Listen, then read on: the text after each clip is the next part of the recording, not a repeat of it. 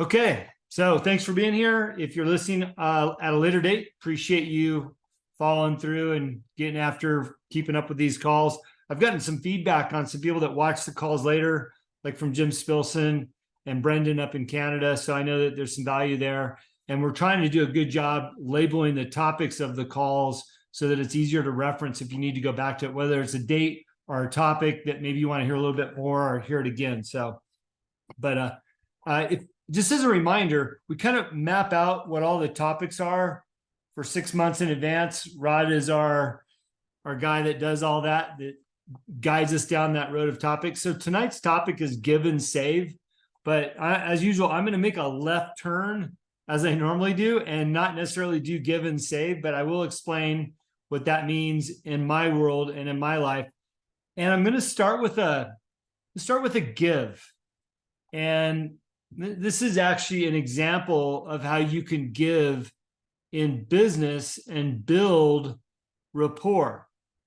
And hopefully it's reciprocal. And if it's not, I would say that there's a time to cut those ties if you don't feel like there's a value for value relationship, if it's just business, and you can determine how much you want to cut those ties. And here's the example. There is an influencer on the East Coast that I was one of the speakers at his event last year. And he also had a coaching group specialized in real estate and investments and stuff like that. So I went out, did his event, and then he made a big announcement. His group was free before, and his announcement was, hey, I've been coached by my coach, who's a big influencer in the industry, that I should be charging. So starting in a couple of days, I'm going to start charging. It was like $127 to be in his group. And you know what? I think that there's great value in that. And I think that rightfully so, his time is worth something and he should absolutely have a fee, because we all understand that there should be that value for value exchange. Plus, if there isn't, we don't respect it and we don't show up and all those other things. So I agreed with his position to start charging. Well, I wanted to be amongst the first to jump in and support his endeavor. So I signed up over that weekend and just happy to pay. And, hopefully a bunch of people will follow and the guy can make some money. Well, I think that's been 4 or 5 months, something like that. And I served my time. I'm not able to be on any of his calls. I've got too much on my plate. And I feel like I'd supported him. And I was chit-chatting with him yesterday.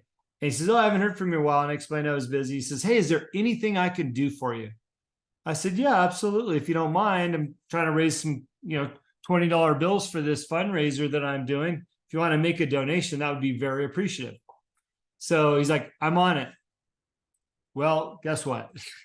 He didn't even remotely try, And I just thought, I've been, spending good money with this guy trying to provide value, but he's not even interested in providing value back. And my sixth sense was telling me that all these months, but there was a little bit of an affirmation there. And I think the point of telling you this story is when you have partnerships with people or you're providing value and that's the type of exchange, don't be afraid to jump on top of, with some urgency, giving that value back or being that person that goes above and beyond, because people recognize that and it could keep you in business. I canceled my membership today for that other group. I just thought, you know what? I didn't really need to be in there. I was trying to support him. And, if he's offering me help and he doesn't even follow through on that, recording in progress.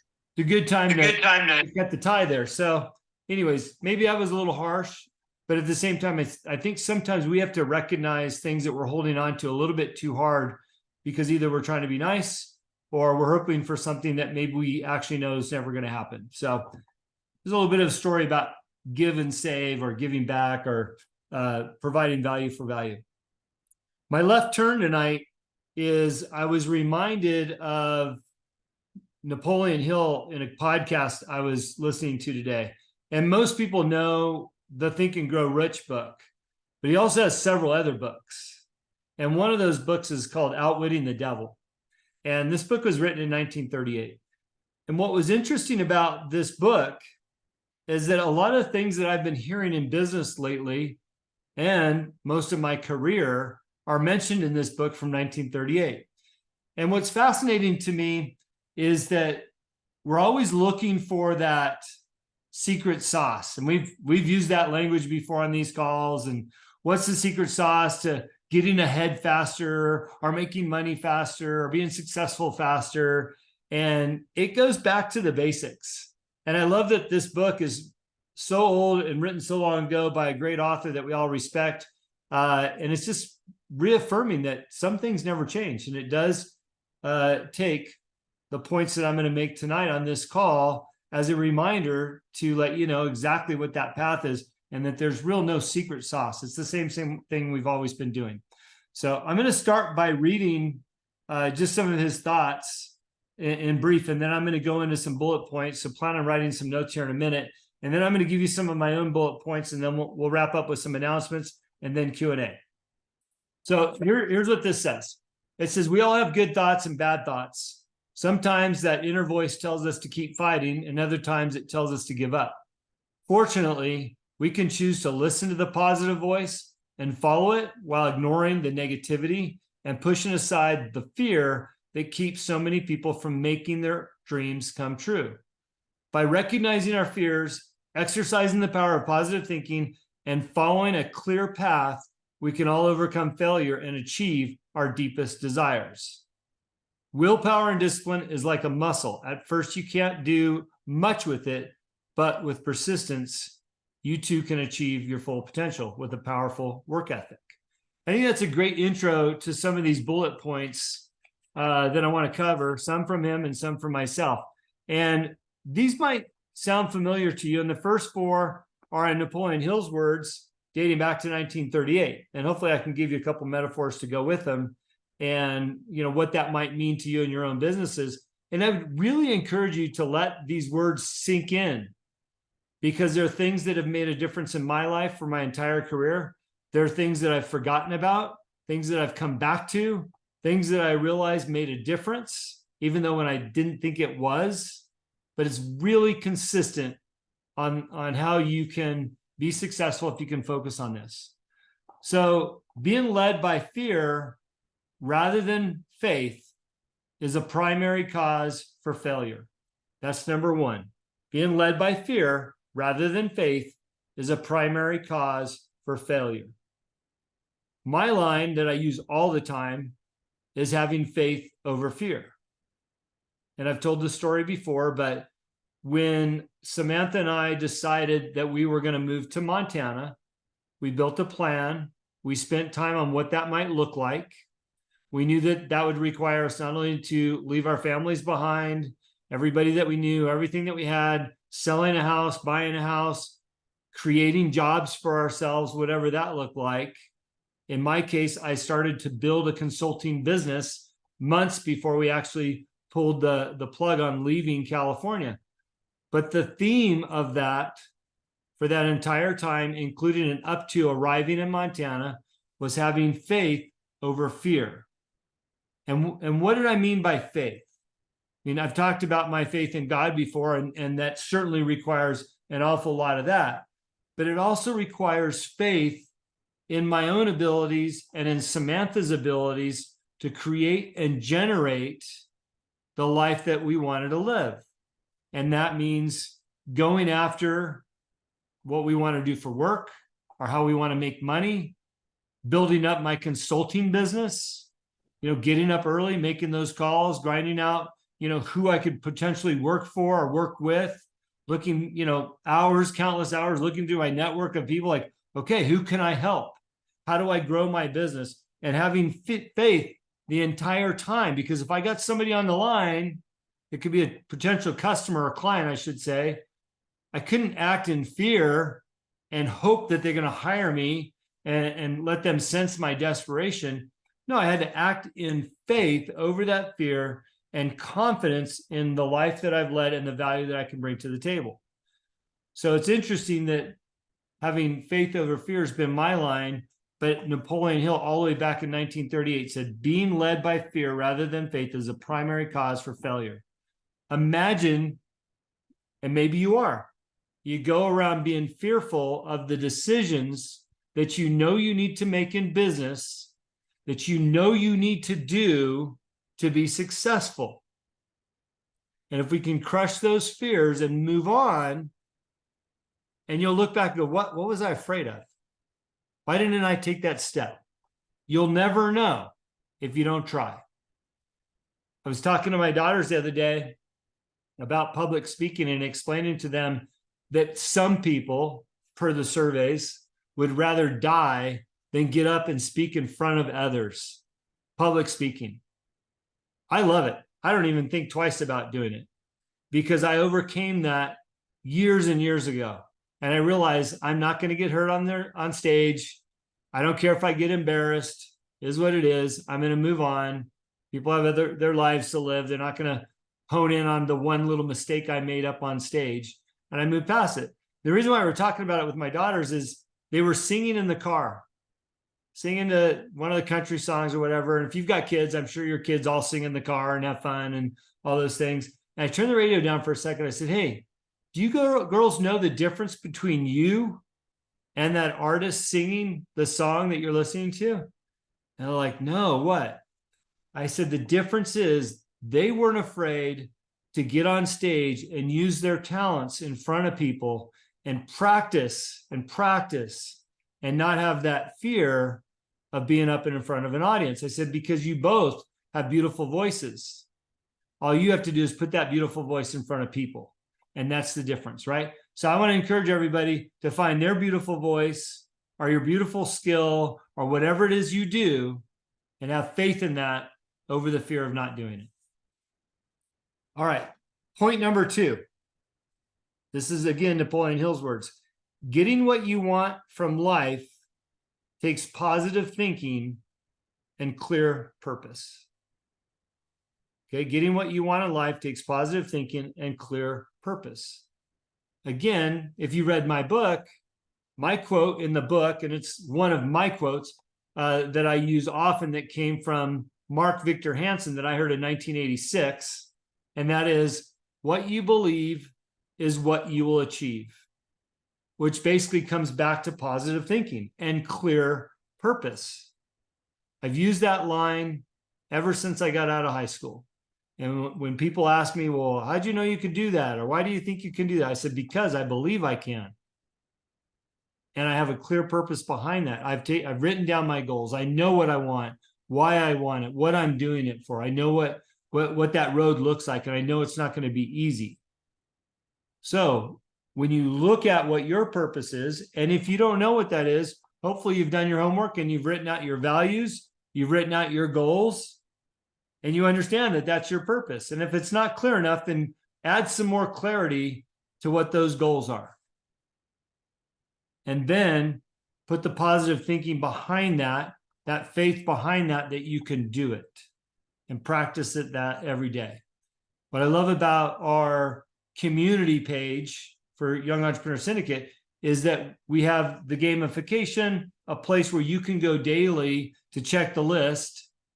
And admittedly, I'm not very good at going on there and doing it. But the first thing on there is, have you written down your 5 goals for the day? Or your gratitude, right? There's things on there as reminders for you to go and have that clear, positive thinking on a daily basis. And maybe you've got a different system, but if you're not doing that, I would highly recommend that you start practicing that, because it will make a difference in what you're chasing after.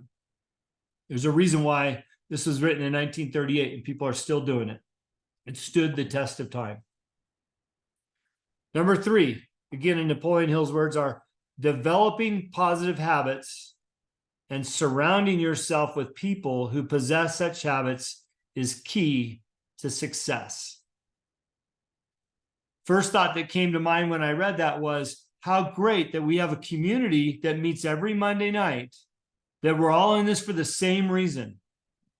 And even better, that you have access to everybody here on the platform or on these calls. You can instant message them right now on the Zoom call, if you want to communicate with somebody. But we have access to other people. We are surrounding ourselves with like-minded people that are after the same things and are committed, not only financially, but with your time and energy, because you're showing up every Monday night to do the deal. So if you're concerned about your influences, then I would say lean into your community right here and make sure that you're getting fed properly with, positive inflow of support and communication for what you're trying to do, because we're all trying to do the same thing. And by the way, if you're in this group and you're not willing to give support or create some positivity around your community members, then it's probably not a good place for you. But I don't sense that from anybody here. So lean in. You're already surrounded with good people that possess some habits, or at least have a desire to have those same habits that you knew, right, to be in this group. I always think back on this attitude of my brothers. Now I got two brothers. I've got my In-N-Out brother, who's very successful at In-N-Out, retired now. And I have my rebel brother out in Lake Havasu, in and out of jail when he was young, partied till the day's end. And, as he started getting older in his 30s and almost into his 40s, he started getting wise to his ways. He got tired of going to jail and getting fights and all these other things. I said, what are you going to do about it? He goes, I have a new motto. What's the motto, Scott? Cut the draggers. Like, cut the draggers. What does that mean? And you've probably heard me say that because I learned this 20 years ago from him. He goes, dude, I realized that the people hanging around my house all the time, drinking my booze, playing on my pool table, smoking my pot, and all these other things, all my negative influences, they were the draggers in my life, keeping me in the bars and getting in all the trouble. I realized I needed to cut the draggers. So, if you've got draggers in your life, don't be afraid to cut the draggers and then hone in on people that are creating, the habits that you want to have, and the positive habits, I should say, those positive habits that we need to have to be successful. I'm not saying you can't have fun, but if you've got draggers in your life, whatever that looks like for you, do what Scott did and start cutting the draggers out of your life. Now, I still do that to this day, maybe not as harshly, but I do notice friendships that come and go, and you look back and it's like, well, why don't I spend time with them? Because organically, I've cut them out of my life for the most part, because I realize that they're not a positive influence on my values or my goals, or we have common interests, and maybe they are bringing me down.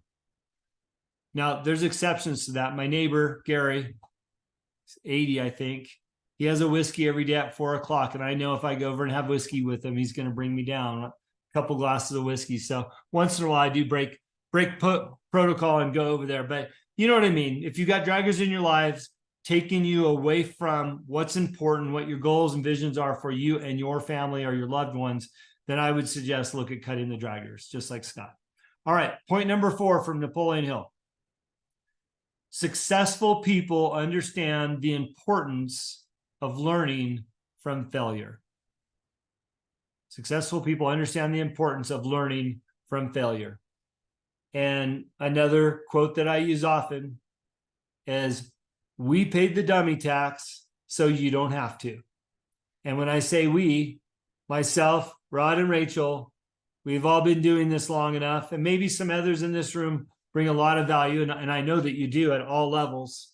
We paid the dummy tax, and it's up to us to share the lessons that we've learned, the failures that we had, so that others don't have to. And again, what's great is we have a platform to do that with one another. And the three of us have extended that platform beyond the web and into give us a call, send us a text, ask questions on Monday nights. Don't be afraid to ask something so that you don't have to move forward and fail at it if we can save you that misery and that time.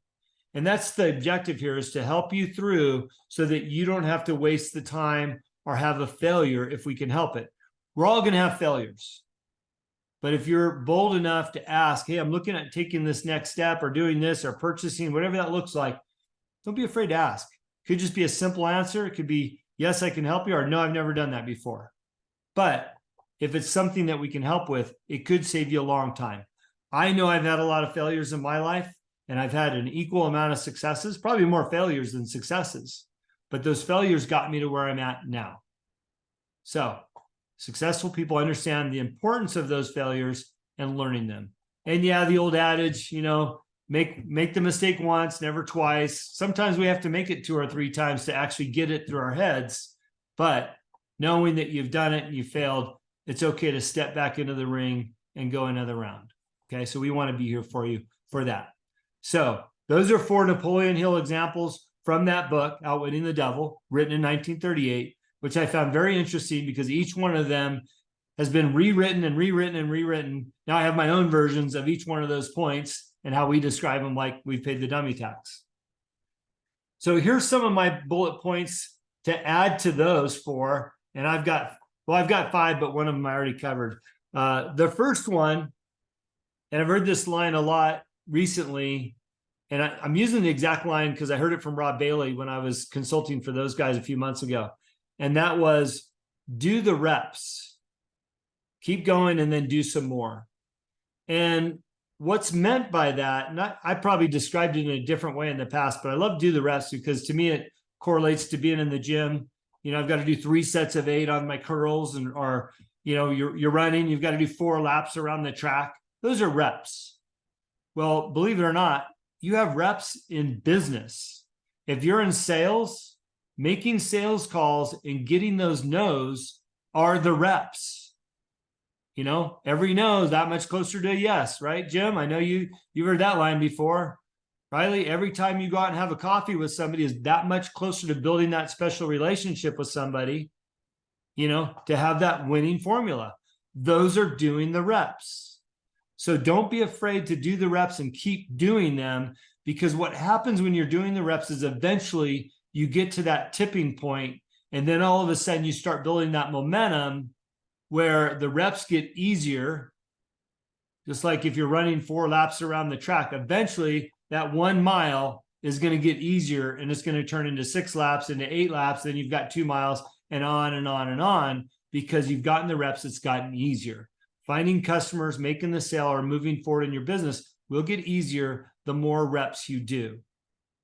Okay. I'm 5 years, almost 6 years into consulting and doing the reps. I have my own reps and what that looks like to bring business in or to be successful with my clients. By doing the reps for 6 years consistently, I've seen the rewards of that, but I know I can still do more.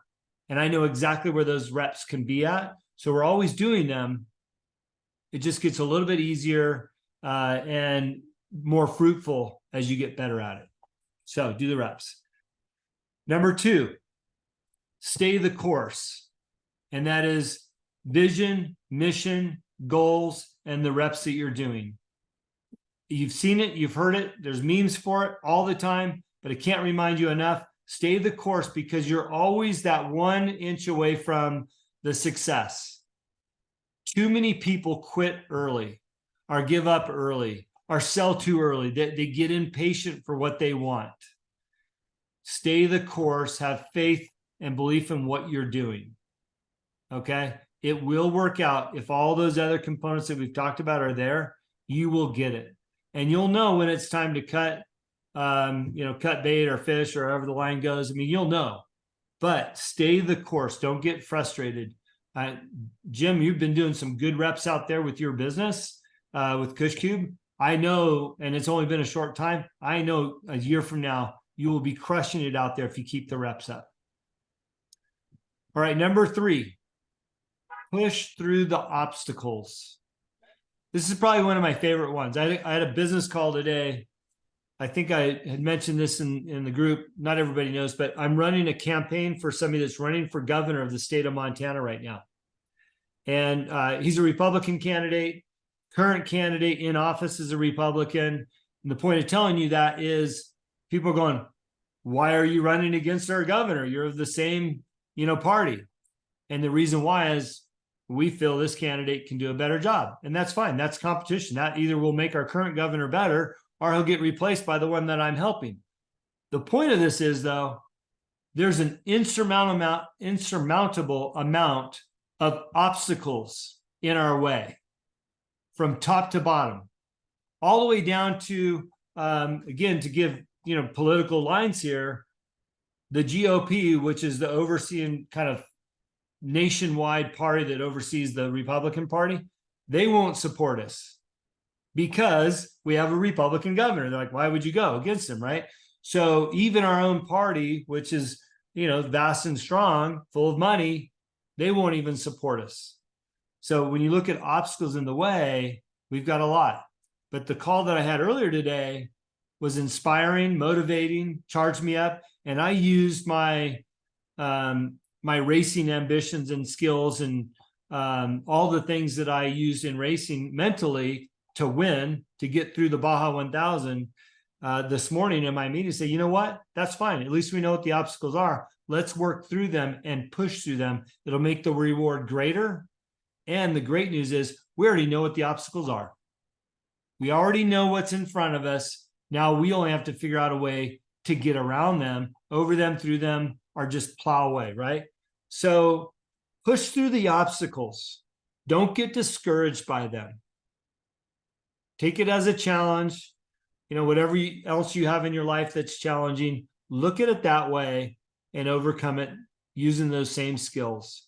It's one of the reasons why I love when you look back at your life, if you've done some really challenging things. If you remember Rod's call from a few weeks ago, he talked about summiting that mountain and all the challenges that he had with the family. Then eventually they went up again and again.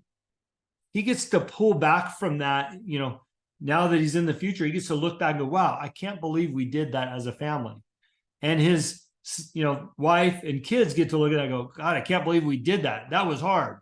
When you realize that you're capable of doing really hard things and surviving that, things like obstacles, running a campaign, trying to get through some people is not that hard. So don't be afraid of obstacles. Don't let them get in your way. Number 4, believe in yourself and your own abilities. And this is another one of those topics that we talked about recently. Rod gave us the homework. What are your strengths? What are you good at? What have you done? What jobs have you done in your entire life? And what skill set did you learn? Because I guarantee you that skill set will play a role in anything you do, whether it's the mistakes that you made or the positive influences you made. All those things that you've done will play a role in you believing in yourself and your abilities. So look back at all that. But most importantly, believe in yourself and what you can do. You know you better than anybody else. So don't let anybody take you down or take you away from what you're trying to do. And then number 5 was, I put cut the draggers, but I had to jump to that earlier. So you get the point about cutting the draggers.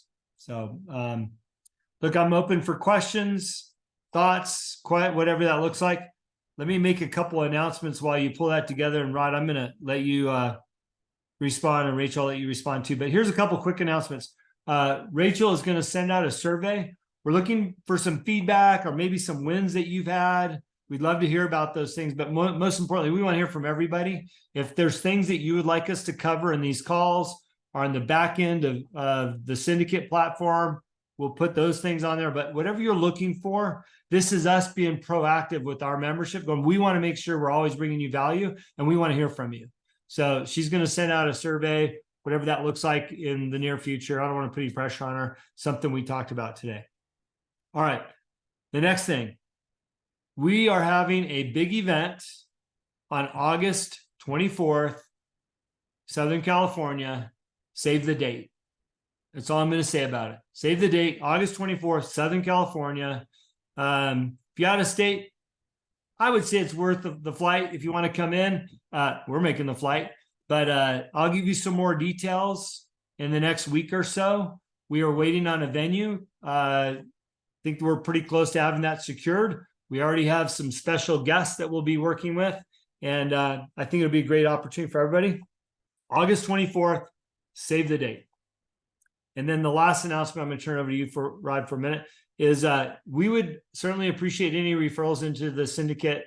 As you probably have seen or maybe not seen at all, this isn't a hard push for us. We like the members that we have. We're not trying to go out and get thousands of people, but if you've got some people that make sense, we'd love to hear from them. I know a couple of people had said that we would get, they had a friend or somebody that was looking to join. We'd love to help as many people as we can. So if you've got ideas for referrals, if we've done a good job for you, we'd love to see some more people in the group. Again, just mainly from bring some more diversity. So we'll leave it at that. Rod, love your comments on the topic for tonight. Thanks, Jim. Always appreciate it. And I love going backward for stuff that's still relevant today. Those timeless things are timeless for a reason, right? And we get so inundated today with who's the latest whatever, what's the latest flavor on the market. And the people who are pumping the old stuff are the ones who are really digging deep. I mean, you've got all these people that can be flash in the pans, right? They're popular today. Are they going to be popular 5 years from now? I want to go to the tap roots. I want to go to that tap root that's sunk in deep. And sometimes, going to those old standbys, Zig Ziglar and Napoleon Hill, Dale Carnegie, you just can't go wrong. So I'm glad that you're finding some of that modern, relevant information in the old stuff. It just, it fires me up. The first thing I made a note of, Jim, is you mentioned when in your gut. You told that story that you didn't think it was a good fit, and you knew in your gut it wasn't. And it's that inner voice, and all of us need to really pay attention to that. And I know as I didn't pay attention to that, and I didn't see the need to pay attention to that, because I went from bang bang bang bang. I was always just moving forward, and I'd bounce back from anything. But as I got older, I realized I'd spent a lot of extra energy, and a lot of the dummy tax was because I wasn't listening to my gut. Now, on big, important decisions, I typically listen to my gut in business. There were times, I've made my share of mistakes when I wasn't listening to my gut, that's for sure. But that's so important to be in tune with yourself. The second one on your number 3, developing positive habits, surrounding yourself with others that are on that road to success. It's that adage, show me your friends and I'll show you your future.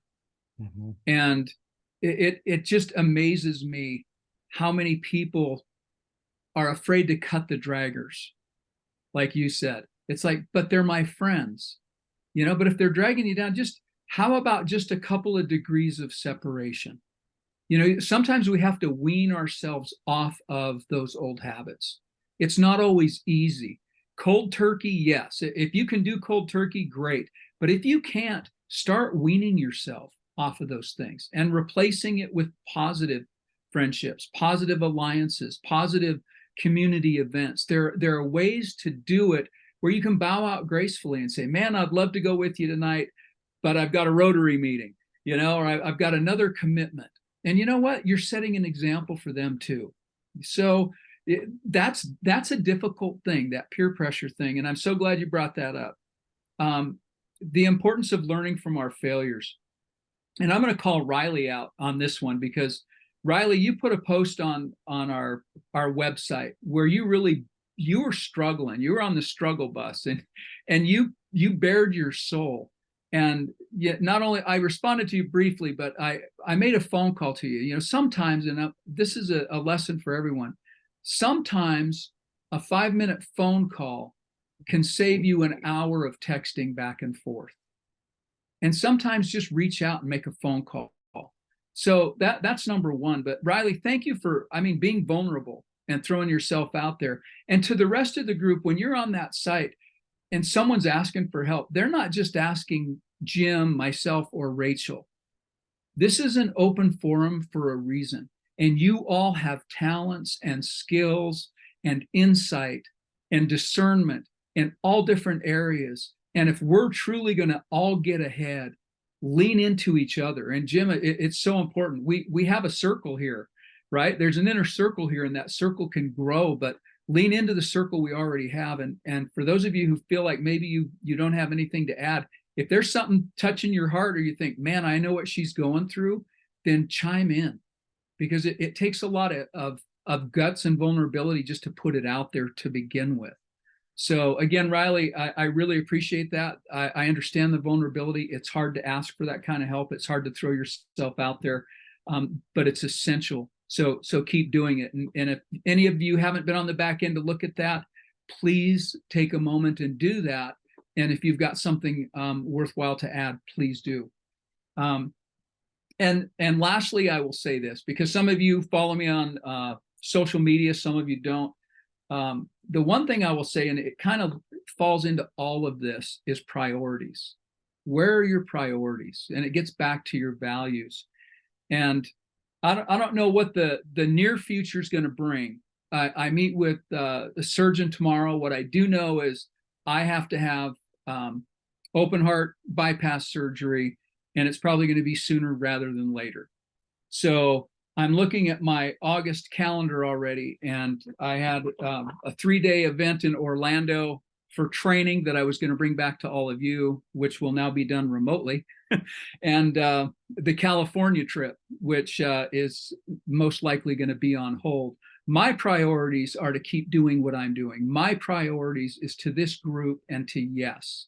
Last night, I ordered one of those bed laptop holders, a bench so I can prop up my computer and put on a light.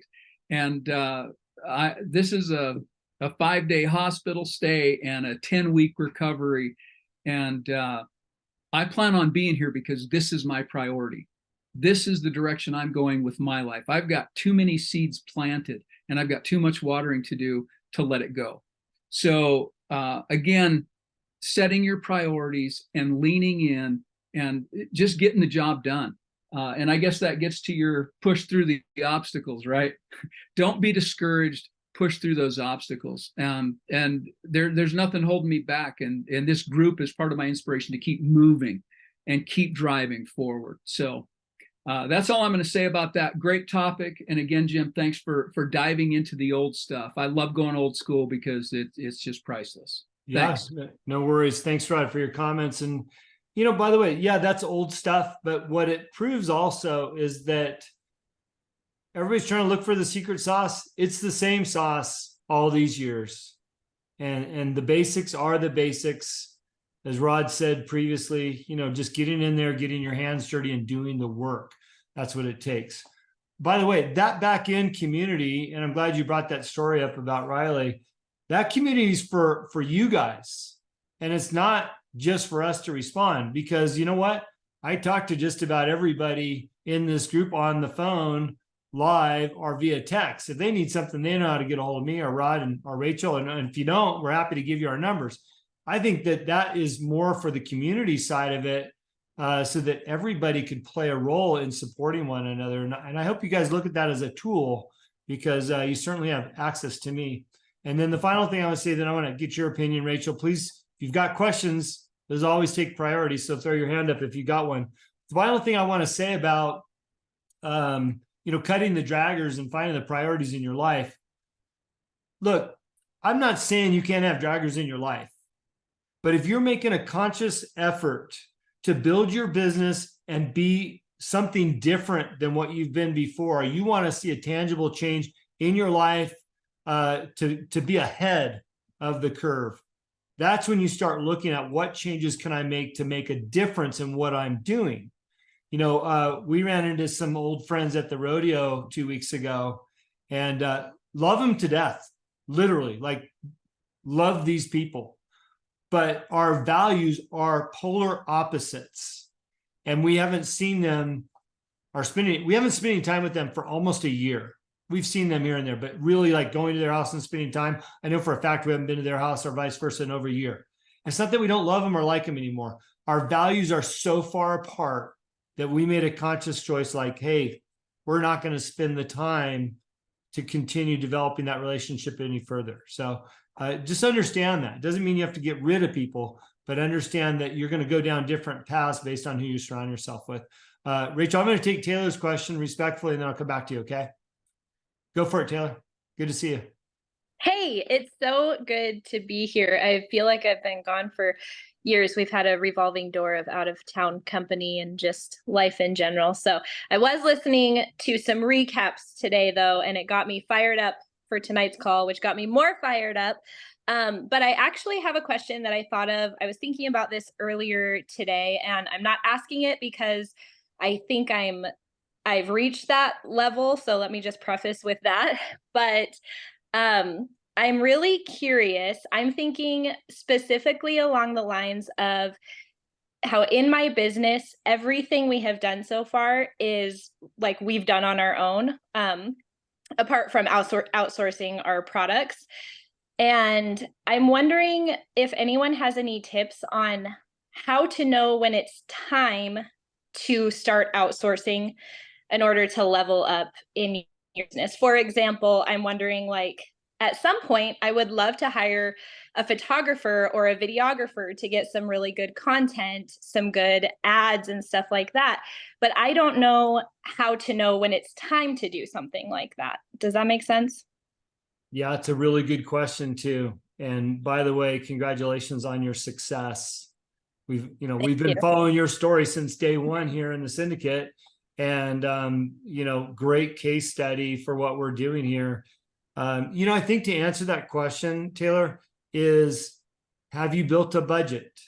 Have you forecasted your sales now? You've got a little historical data, right, on what you sold, and you already know that next year you'll probably do the gun show or whatever else that looks like, and maybe you can forecast what those sales look like, and then look at what your revenue was in the past, forecast that revenue and build a budget around that.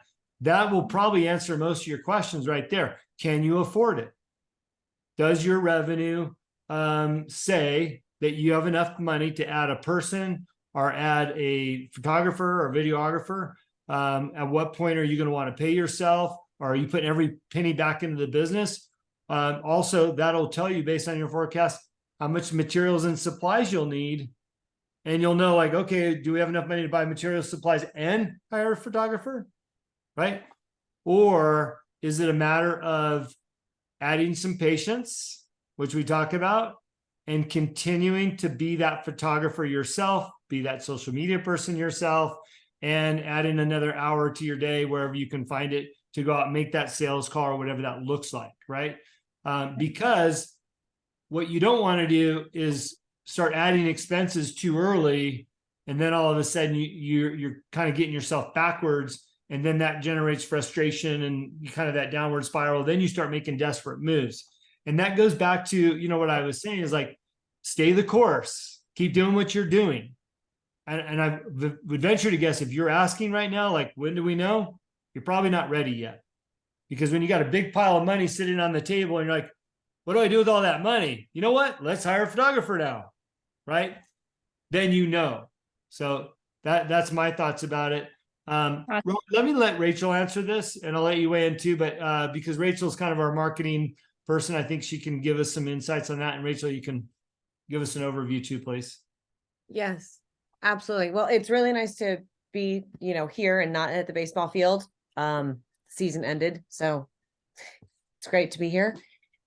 And by the way, I just have to note, like, I just responded and left a note in the back end in response to, like, the brilliant share that you left on there. I thought that was fantastic. So thank you for putting that out there. All right. To answer the question for tonight, I have two schools of thought on it. There's sort of like two categories. One is, if you're asking the question, sometimes as an entrepreneur, asking the question is a sign that you're ready. And it comes back to the conversation around confidence. So there's that. But then there is also the flip side, which is the second part, which I think is what Jim was talking about. It's like, well, have you really thought it through? Do you really need it? Or is it like that need versus want? And also, I would keep in mind, like, weighing the value of the investment, of whether it be time or money, right? I use this example of, like, a social media post, for instance. Like, it's all about quantity right now, right? So I see sometimes somebody will, like, be sitting there working and they're editing a post for like 2 or 3 hours, and I'm like, oh my God, what return on that investment going to be? Just push publish, like, my God, stop noodling with it, just go, right? So, but sometimes hiring a photographer for something is going to give you the content that you're going to need to fill your library of, video and photography. And so therefore it is a valid investment. So you just need to kind of weigh those pros and cons about, when you decide to reinvest back in the future success of the business. So great question. I mean, you're asking all the right questions, and sometimes just knowing what questions to ask is part of the problem. So it's nice to see you on a good path. It's great. Thanks, Rachel. Rod, do you want to weigh in real quick? Yeah, real quick on that. And again, I'm going to answer this by what Chris just put in the back end too. If you advertise, this is what Chris says, if you advertise, can you keep up with the orders? If not, customers do not like to wait. And that we've shifted gears in our society where everybody, if they make a decision, they want it right now. Okay. And so we used to have the ability, someone doing like you're doing, what they could do, Taylor, is they could take an order and say 4 to 6 weeks for delivery, right? And that gave you an opportunity to actually build, order your stuff, and then send it out on their dime, right? Using other people's money. And unfortunately, society is moving so fast, you really can't do that. Although here's a balancing act. And I'm going back to Jim, what Jim said, if you can afford it, then it might be time. But the balancing act could be, because you are exploring some wholesale opportunities as well. With your wholesale ordering, perhaps you can leverage that and say, we can have these orders ready for you, pre-order, and that can be your dating program. So let your wholesale orders pay for the immediate shipping, where you can say, we'll have those orders for you in 4 to 6 weeks, and that sort of thing. So it's part of it's leveraging the timing of the deliveries, the time of the order, the timing of deliveries. And it's just something to throw in the mix. And again, we're such a right now society, it makes it more difficult to leverage that. And it gets back to what Chris said. If they wait too long, they're not going to like it. They might cancel orders, et cetera. So bootstrap it as long as you can. That's my final advice. Bootstrap it as long as you can. When it gets too busy, call for help. That's it. Yeah, good response. By the way, when I look at your business, Taylor, I was really proud of your post today. I think it was today, talking about, you knew that there'd be adversity and attacks back at you, for the nature of your product, but you pushed through, so I think it's a great testament when you believe in something, the market is ripe for something, that it does pay to push through. I mean, look at the question you're asking right now. And that question comes from your success and pushing through the obstacles of having an item that you're selling that you knew was going to create controversy. And there's haters out there. So good job doing that. Hopefully we answered your question. Looks like Jim's got his hand up, so I'm going to go to Jim. There we go. Yep. Question I've got. So continuing with the business that I've talked about before, but I'm starting to go back now to the school vulnerability risk assessments. And the reason is that my time to focus and do activities during the day are limited. So nighttime, when I have available time, I can't be calling on stores. So I'm looking to go back and pursue the email approach. I've pulled lists. I've got thousands of emails from schools all over the country. I started doing research into subject lines. I'm starting to find email blast providers that will give me free up to 300 emails a day, and I think like 15,000 a month, which will give me the opportunity to A/B test, messaging, subject lines, all of this. Is there anything current? I haven't done email blasts in a long time. Is there anything current that I need to watch out for, or will better the opportunity of pursuing this that you can offer? It might be more for Rachel, but anybody. Yeah, I'm gonna let Rachel maybe weigh in on that. I'm gonna give her a minute to think about it, because I had some pretty robust email lists coming into this deal and some other businesses, and as well as Rachel, and we bought some lists for some other projects and stuff like that. And we got some hard pushback from our email providers, right? Like, oh, you can't do that. And, it was one thing after the next. So lists are good, but what I've seemed to notice is in small doses. 300 probably isn't a bad number, but when you start to get into 3,000, start running into troubles and pushbacks and stuff like that, or authorizations. And by the way, the bigger you get on these pushes, the less personalized it is and the less opportunity you're going to get from it. In what you're talking about, and we can have a follow-up phone call on this, the higher up you go that food chain, the closer you are to the decision maker, instead of getting these big blasts. I mean, if you got 3,000 emails, you're going to touch, that's half the schools, superintendents of the United States, maybe, so let's drill it down a little bit. So Rachel, what are your thoughts on email lists and stuff like that? Well, it's definitely no longer the Wild West of having the email is enough. You need to make sure, what email provider are you using for your emails? It is looking like, I'll tell you in a second. I found two. Like you could be using MailChimp or Constant Contact or Klaviyo or No, neither of those. Squarespace has their own system. I mean, there's so many out there. So I would pay attention to refresh. that. Okay. Regardless of which one you pick, there's pros and cons to the different ones, and maybe I should go into that in a future lesson. But you're gonna want to make sure that you get your domain verified for sure. You're also going to want to make sure that if you are adding people, you have to make sure to send them an email in the beginning that asks them to like recommit to the list. And you're going to get dinged if you send emails and you have low open rates. Then it's almost like the I don't know, like the internet fairies or ghosts that are out there. Like it's going to hurt your SEO scores. It's going to hurt your website scores. It's going to hurt your deliverable rate. It's going to increase you going into spam. Like they're really watching. So, like, and if a couple people report it as spam, like, cause it's so easy to do that now, then you'll get kind of dinged. And I've seen a client one time get, like their email, access shut down and like unrecoverable. Like they could never email people again. Like they are not messing around. So I would even segment your list and be like, okay, well, if people have opened an email in the last 7 days from me, those are my like really engaged community. I'm going to email them once a week.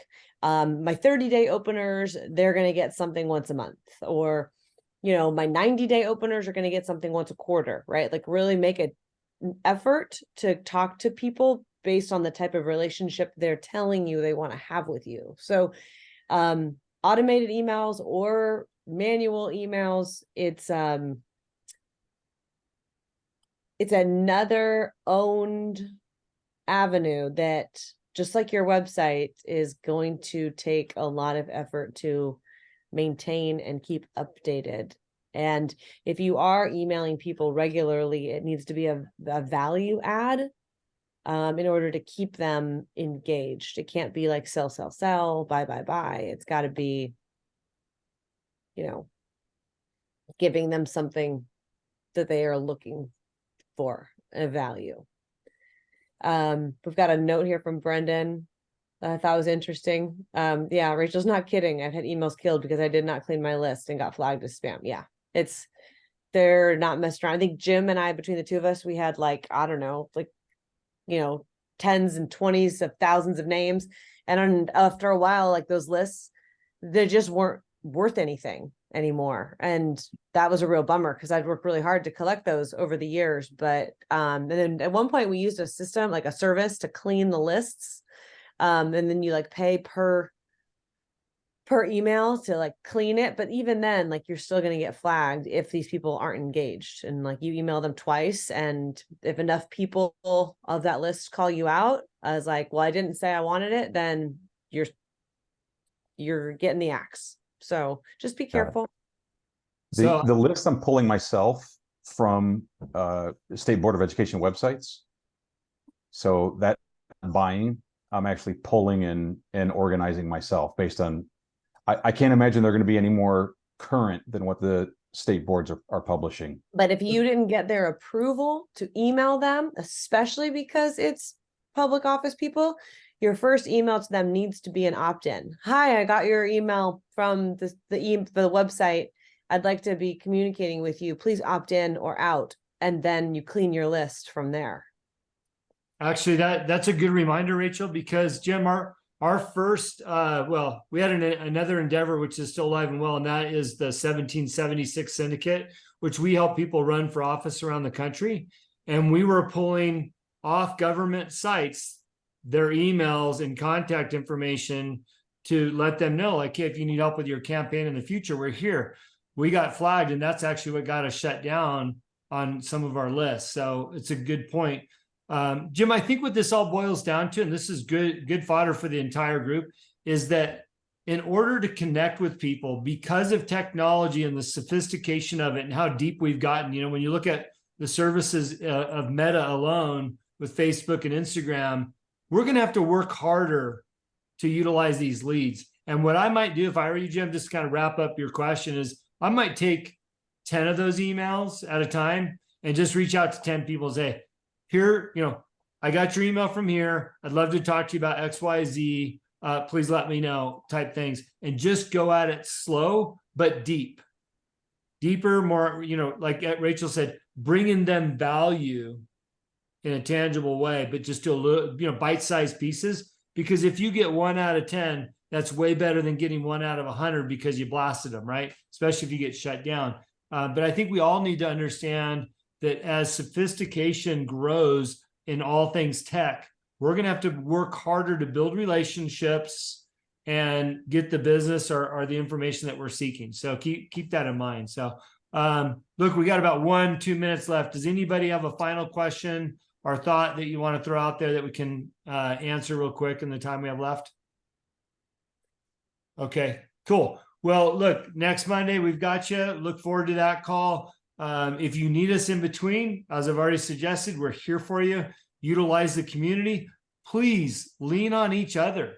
Man, we're all in this for the same reason. That's why it's great to see faces. We can all kind of get an idea like, oh, I know what they look like, or heard them speak. Get involved. You're going to get out of this what you put into it. And we've got great people in here. Everybody's doing something different. Don't miss the opportunity to connect on a genuine level. Trust me, you won't regret going a little bit deeper with your community here. So I'm looking forward to next week. Wish everybody the best this week, and stay tuned for what's coming. We'll make some more announcements next week on that event. So thank you, everybody. Thanks, Peace out.